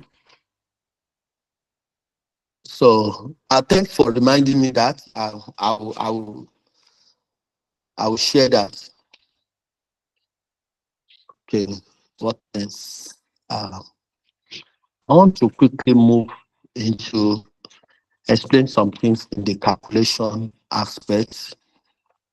I will come back to this ethical issue. Hello, sir. Before you do calculations. Hello, Yeah, sir. please go ahead with your question. Please go ahead. Go ahead. Yeah, you made mention that this report has to do with both internal and external reports. And under external report, we are meant to write executive theory and main report. At what stage are we to write the memo? Okay, the memo is the starting. Yeah, the memo is the starting point. Based on what we read now, that you have to draft a report for the partner. You are working in a firm. Partner is your line manager, so that one is internal memo. So, unlike what we said, internal memo come before the main report. Do you understand? Internal memo has to come before the main report. Do you get that? So does it mean, sir, does it mean the main report, we write internal memo before the main report, right? Yes, before the main report. Yes, you have to write the internal memo before the main report. Okay, we have written the Basically, what you have, yes, basic, yes, you know that the executive report is part of the main report. Yes. We are giving the template of the main report now. You know, the template of the main report starts with cover page, executive summary, you know, and it goes on here. So executive summary is part of the main report. Okay. And I've explained why there is external aspect, because you have a client here that you are going to, you are analyzing the business of the client. So there's there's an external report there. So the part that is internal memo is the one that you are drafting a report for your partner, which is Mr. Michael Chukuma. You understand? So that one is an internal report. And it's not something, it's just to say, please find attached. You understand? Based on the email. Saying that based on the email,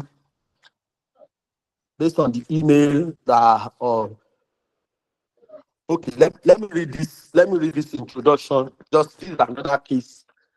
Let me just read. Look at this, how this is. It say, sequence to the email sent to me on the March 5, 2011, where we were required to prepare a report which evaluates your company's intention to acquire EVM. This report, you see what I'm saying? Sequence to the email sent to us on March, so where we were required to prepare a report which evaluates. So this is how your email to your boss will sound, because in the unseen, they will show you, they will give you an exhibit where your boss will tell you to write the reports. Do you get it? So that's how that is the way you will respond to the email. You have to respond to your boss email in an internal report. Do you get me? Okay. Do you get my point? Yes. So, yes, thank you. that's why I read it back for you. Hello, sir. Can you hear me, sir? Yes, go ahead, sir. Go ahead. Okay. Please, I'm trying to not to be confused here, because I've gone through the study pack and I discovered that they only identified two forms of reports, which is the internal and the external. And having to now bring in the memo, even though from what I'm seeing, from my own thinking, I think this is most likely going to be an external report, since it's something you are doing for your partner to be reported to Travex Hotel. So, but now bringing in a memo, I don't know. Let it know. Is there a mark attached to the memo that you give before No, starting the main sorry. report? Just like you have even answered the question. You said that according to the pack, there is internal and I mean, what did you say again? What did you say? Internal report and external report. So internal report is the same thing as memo. Yes, which I know. Yeah. Okay. So, but now having to do a memo before you, just like replying your boss. Okay. Before you So now start let me explain. The reason why, if you look at exhibit 1 under the bullet point, look at bullet point number 5. It say draft report for the partner. Yes. When you are drafting a report to your partner, what is it? It's an internal. It's an internal. It just doesn't like mean a memo. that the main report will be the external aspect. But when you are drafting a report to your partner, that is an internal memo. Okay. Hello, Mr. Taiwo. That's why. Yes. Do we say? Sorry, sir. So do we say yes, the introduction? What do you say? So that internal thing, do we say that they form like the first paragraph of your introduction, looking at the case study structure, report structure? Paragraph of what? I'm trying to get what you're saying. Hello, Hello, sir. Good evening, sir. hello, Mr. Taiwo. Please, let's move forward. They will not go forward with this question, though. Please, they should just put all the questions after the end of the what's it called? The end of the analysis, please. Okay. We have I limited agree. time. Okay. Please, let's go. Let's go. Please, let's continue. Just note your question. Then let me quickly say this. When it's 9:30, I'm going to take a few break. I'm going to take a break by 9:30. So let's quickly go. Let's quickly go. So let me start with the. Now let me clear this. I want to start explaining the financial aspect. First of all, don't forget that the whole essence of giving us the presim and the exhibit 5 is first of all to help us gain grounded understanding of the figures and the interrelationship between the figures provided. So the analysis we are sharing, it does not mean you have to do all this calculation in the exam. It's for you to understand the relationship between the figure, so that when you are talking with data, you are talking with, based on what you have read in the figure provided. Are we together?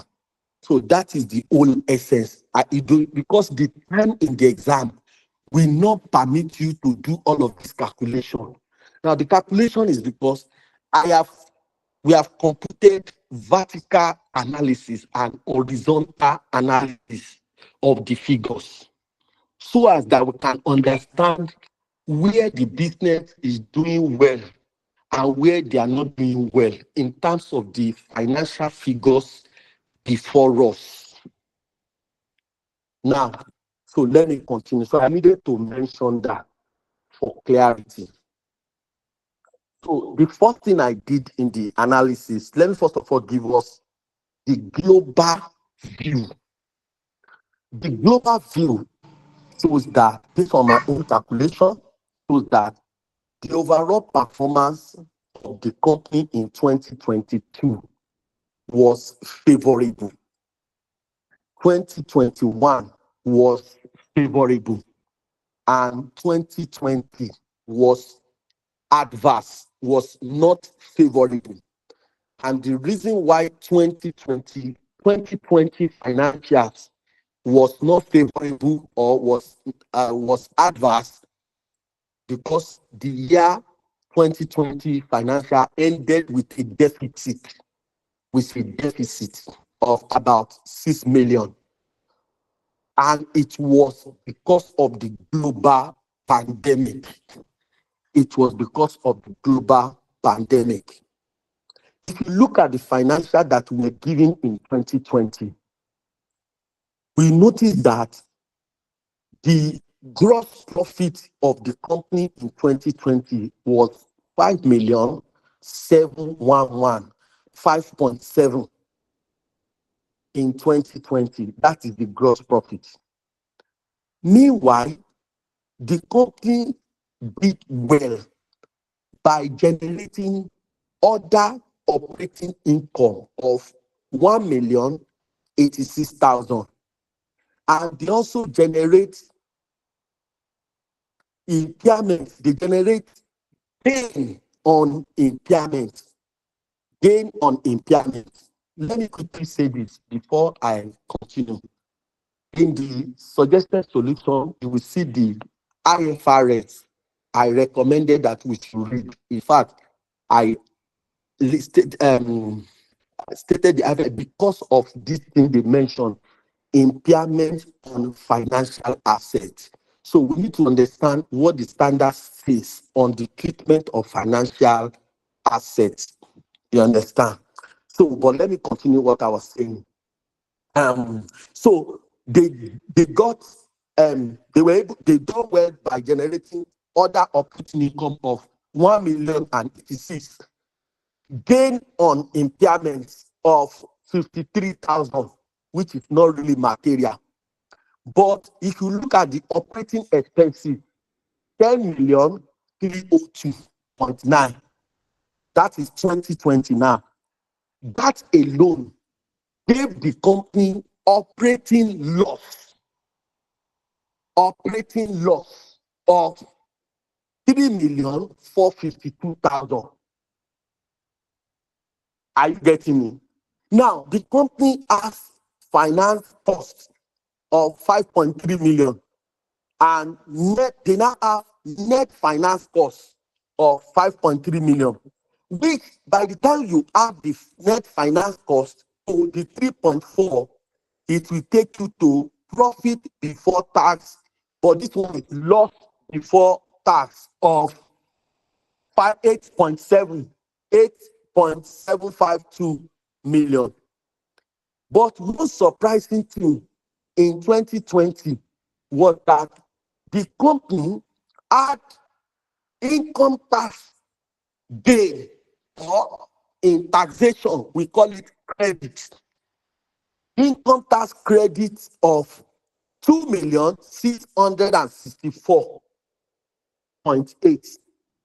And it was that credit that reduced their profit before tax or loss before tax from 8.7 to 6,087.5. So one thing I want you to take note, the company did well by generating other operating income. In 2020, it was 1,086. In 2021, it was 1,486. And in 2022, it was 2,536. We are still going to see the percentage of increase between these figures. But all of this analysis we are doing is for us to, first of all, appreciate the figures that we are given and the interrelationship between them. Now, but take note that 2020 result was affected, and 2020 cannot be used as a basis to benchmark other year, which is 2021 and 2022. The reason is that 2020 was a pandemic year. So a lot of businesses were shut down. Nigeria economy and other part of the world, or almost, was shut down. So it's not a year we can use to compare. So the year we can actually compare the performance is 2021 and 2022. Because those two other years, they were not pandemic year. So when you are doing comparison, you can only compare like with like. You cannot be comparing pandemic year with a non-pandemic year and expect that you will get a fair judgment. Now, I want you to take note of that. Now, looking at the vertical analysis, first thing I did was cost of sales over revenue. Cost of sales over revenue. This thing, the first thing is checking is that what is the percentage of the cost of sales of the revenue that the company incurred on cost of sales? What is the percentage of the revenue that the company is incurring on cost of sales? And by extension, that will determine what will be their gross profit. Don't forget that in management accounting or in strategic financial management, one of the things we use to make short-term decisions is contribution, net contribution. That is the difference between what? Selling price minus variable cost. Don't forget, in financial accounting, cost of sales is our variable cost. Why? Because it's directly related to the revenue generated.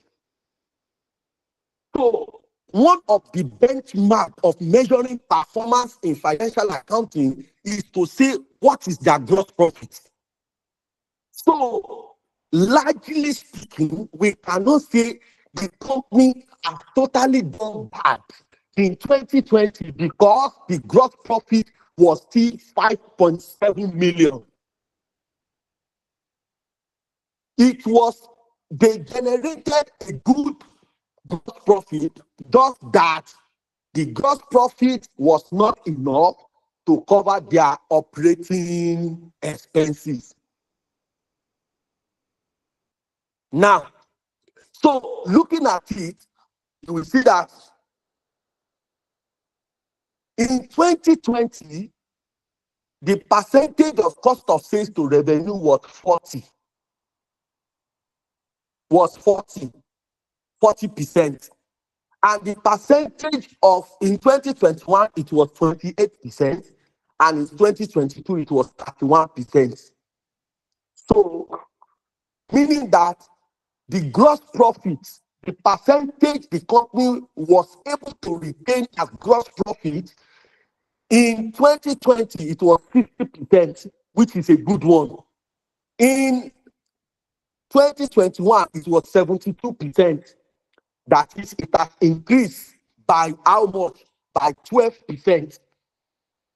That means they were able to increase their gross profit retention by 12% in 2021, but in 2022, it dropped. So the gross profit percentage of 2022 was 59%. That is the percentage of gross, that is gross profit all over revenue in 2022, it was 69%. So take note.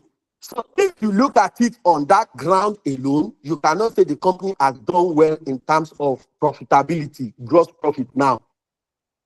Now, let's move ahead. If you look at other operating income, the percentage of other operating income to revenue, that is, the company generated other operating income.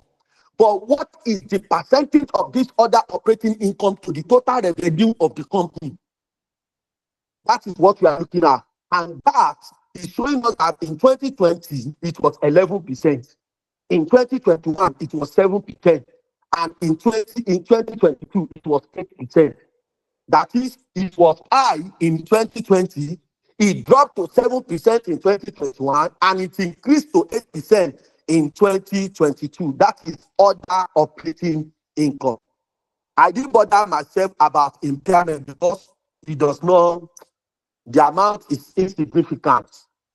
So I look at what is the percentage of operating expenses to the gross profit. That's another computation. Now, why am I doing that? The company has generated gross profit. The question is that what is the percentage of this gross profit was incurred on operating expenses? Because another expenses that we eat gross profit is called operating expenses. So what is the percentage of the gross profit that the company has incurred on operating expenses? All of these things we are saying, it will help us to determine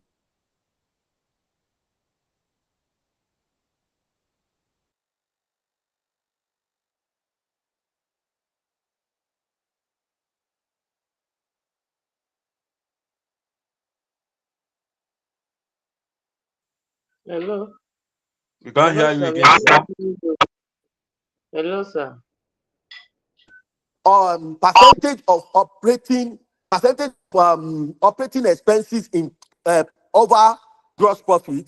In 2020, it was 180%. In 2021, 72%, and in 2022, it dropped to 66%. Can you see? So 2020 cannot be, on that yardstick, 2020 cannot be entirely say it's a bad year.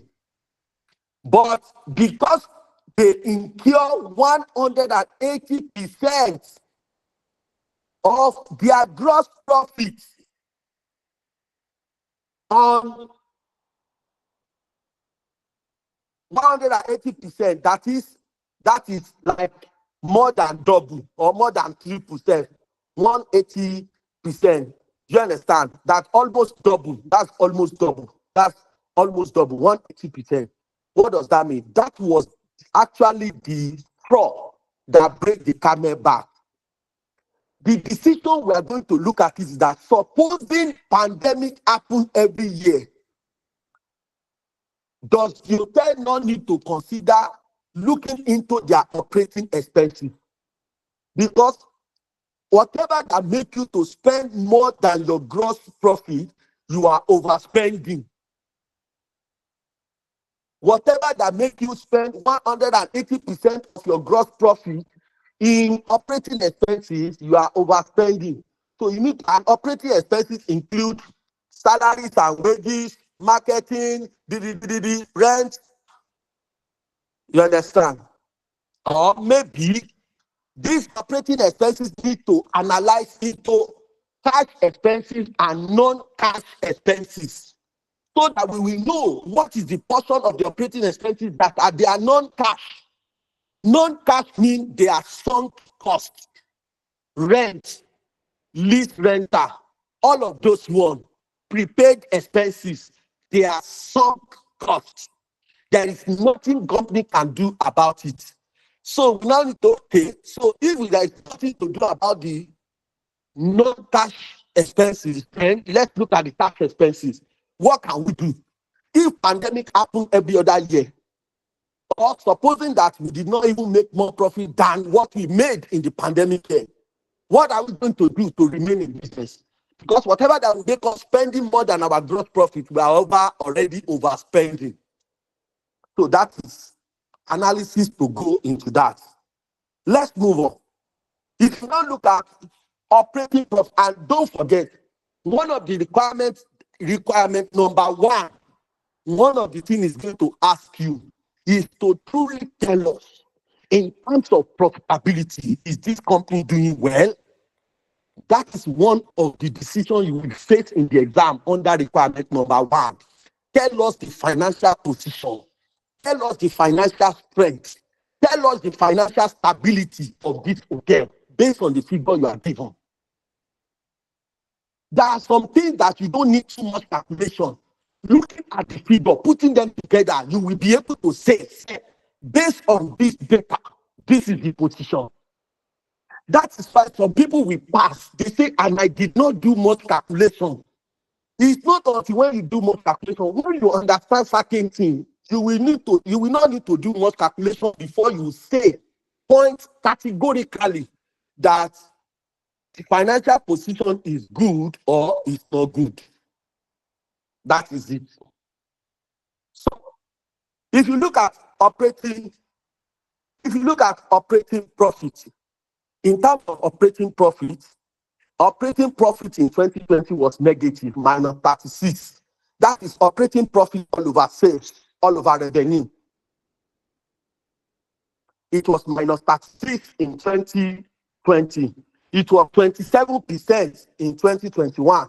It was 31% in 2022. Let's move on.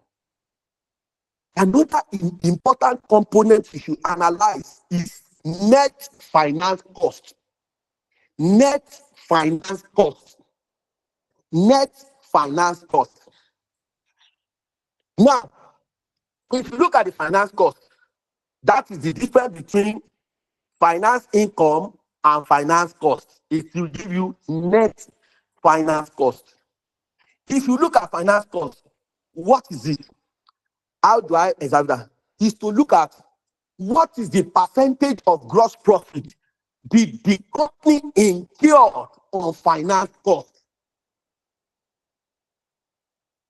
What is the percentage of their gross profit went into financing loan, servicing the loan capital, servicing the obligations? What is the percentage of their gross profit that went into it? If you look at the analysis, in 2020, it was 93%. That is high. If you have a facility that you are using 93% of your gross profit to service loan, there is a problem. That one alone in financial accounting is called financial risk. There is financial risk, there is vulnerability, there is financial exposure there. And that is what the question is asking in Exhibit 1.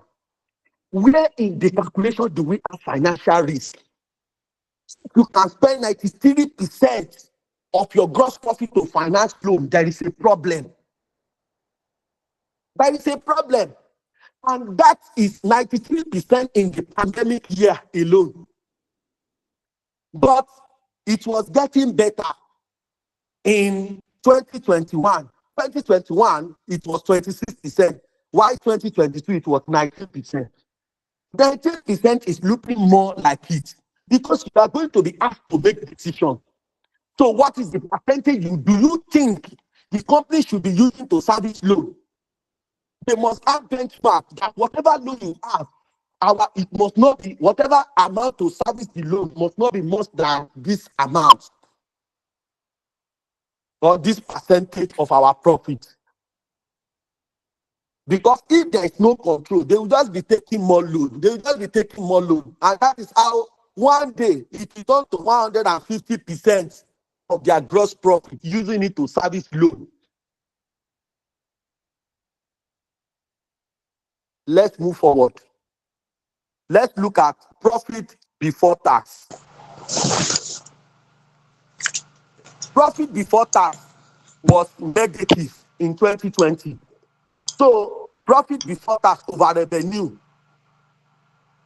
Profit before tax over revenue. That one shows minus 92% in 2020, which was a pandemic year, we can understand. But in 2021, 8%, and in 2018, I want you to notice the growth. Notice it.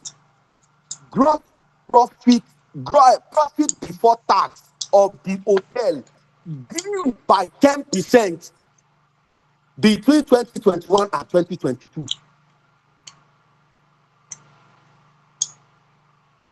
It grew. It was 8% in 2021. In 2022, it was 18% by 10%. That is, if I'm to forecast into 2023, let's assume that it's growing by 10%. That means in 2023, gross profit before tax will now be 28%. If it's growing by 10%, it will now be 28%. In 2024, it will be what? 8%. That is forecasting. Looking at the indices, I'm able to forecast that ceteris paribus, all other things being equal, it means that if the company can maintain 10% growth in profit before tax, I think apart from the pandemic, they are not doing badly. Or they should work towards increasing the percentage, maybe to 15%, to 20%.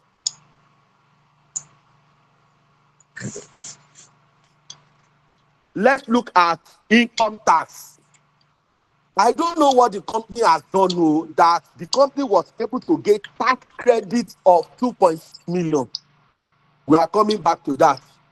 But in 2021, the percentage of the gross profit of the company that went into payment of income tax, it was 3%.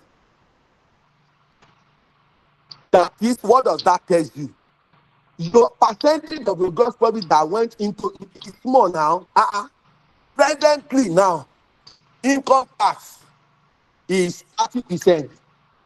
Tertiary institution tax, which is education tax, is 3%. That is 33%.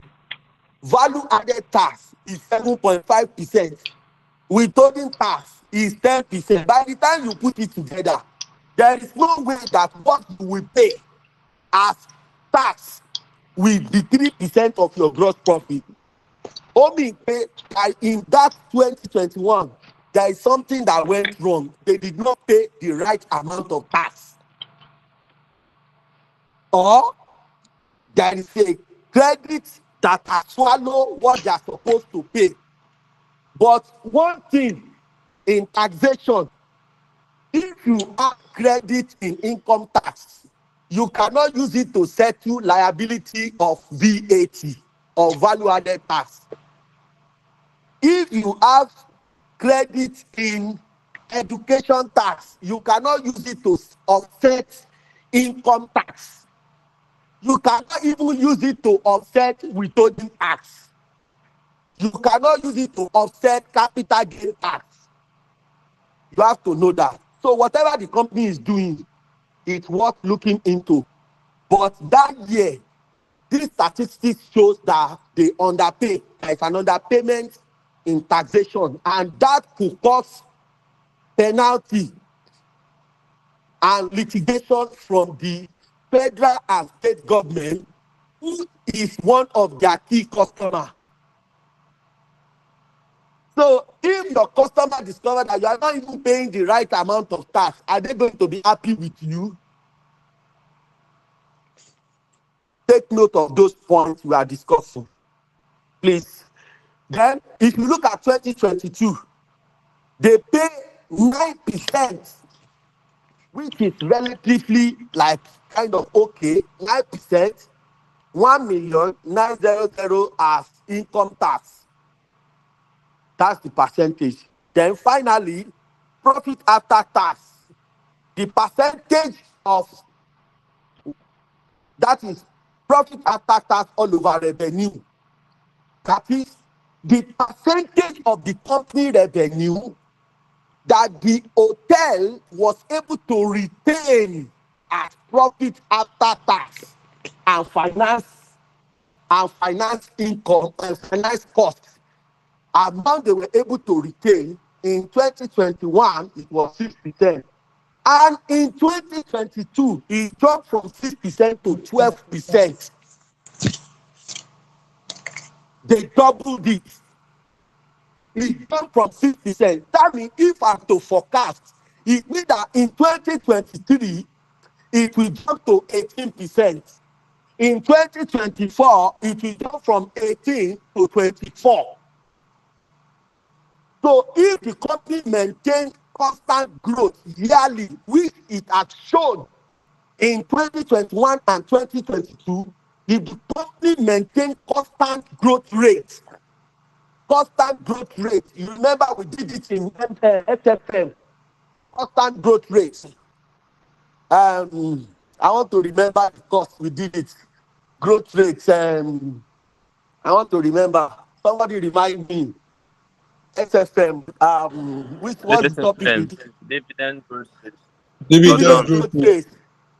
Thank you. So remember we did it when dividend growth rate. So if the company is were able to maintain to double the percentage of the revenue they retain as profit after tax. In 2021, it was 6%, and all of a sudden, in 2022, they were able to get 12%. I think they are not doing badly. If they maintain the constant growth, you understand, based on evil situation, but the global performance, the global assessment of the financial performance of this hotel in 2022 is favorable, and for 2021 is favorable. Why? Let me tell you why. Gross profit was positive both years. Operating profit was positive in 2022 and 2021, and profit before tax was positive in 2022 and 2021, and profit after tax was positive in both years. So therefore, we can simply and comfortably, with statistics, state that the company performance in 2022 and 2021 was not bad, was a good one, because they increased. That's it. But we know that the problem they had in 2020 was because 2020 was a pandemic year. They faced a lot of distress. It's because the pandemic actually affects a lot of companies in the hospitality business, because nobody were able to go out. People that were in hotels, they were even afraid. Everybody was afraid. So that's the short summary. I'm going to take a break now. I I'm going to take a break now to quickly join a meeting, and after 10 minutes, I'm going to come back. When I come back, because I have another meeting by 9:30. If I just want us to agree, I need to join the meeting quickly. And I still have another meeting. So what we are going to do, um, I would not want to keep your voice. I have another meeting by 9:45. I have another meeting by 9:45. I need to join now. I want to, maybe I should just, I'm thinking of two things. I want us to talk. Do you want me to come back after my 9:45 meeting so we continue, or we should continue tomorrow? Tomorrow I don't have any meeting. We can also, and then let me say it, tomorrow I'm recommending 7 p.m. for us to start. Is it okay? 7 p.m. tomorrow. I think tomorrow will be better. Tomorrow will be better. Okay. So we can start at 7 p.m.